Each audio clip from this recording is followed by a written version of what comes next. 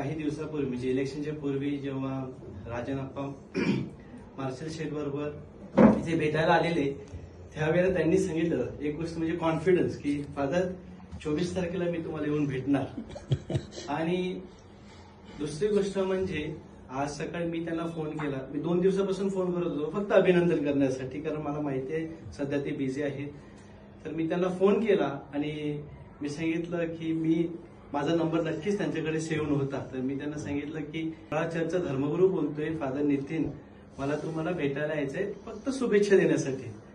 त्यावेळेला राजनप्पांनी सांगितलं फादर तुम्ही एक धर्मगुरू आहात, तुम्ही गुरु आहात, तुम्ही माझ्याकडे नाही यायचं, मी तुमच्याकडे येणार. आणि अवघ्या 15-20 मिनिटात ते आपल्याकडे आलेले आहेत.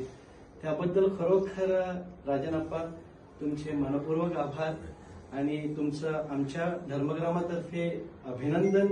आणि जशी प्रार्थना आम्ही तुमच्या इलेक्शनच्या वेळेला केलेली तीच प्रार्थना पुन्हा एकदा देवाधनाकडे करतो की तुम्हाला चांगलं आयुष्य मिळावं, निरोगी आणि भरपूर अशी तुमच्या हातून सेवा व्हावी आपल्या लोकांची. आणि एक जण मला सांगत होतं की फादर आपल्या समाजातील पहिले आमदार आहेत, त्यामुळे सांवेदी समाजातील आपला तुम्हाला सांगितलं त्या दिवशी सांगितलेलं की आपला आवाज आता डायरेक्ट विधानसभेत पोहोचलेला आहे. सांवेदी आवाज तो खूप बरं वाटते आणि चांगलं आरोग्य आणि भरपूर सेवा तुमच्या हातून व्हावी आणि अजून पुढे पुढे तुम्ही जाल हीच प्रभूचरणी प्रार्थना. Thank you very much.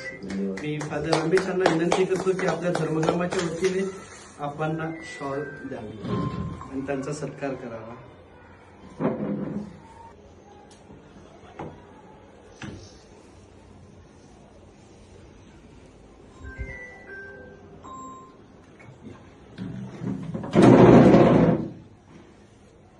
छोटासा सत्कार पण मोठ्या मनाने केलेला. पुन्हा जाहीर सत्कार करूया आपण. नक्की नक्की.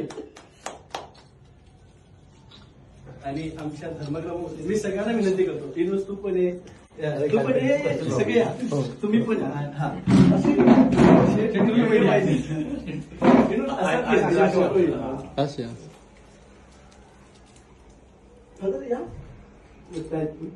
दिसले पाहिजे.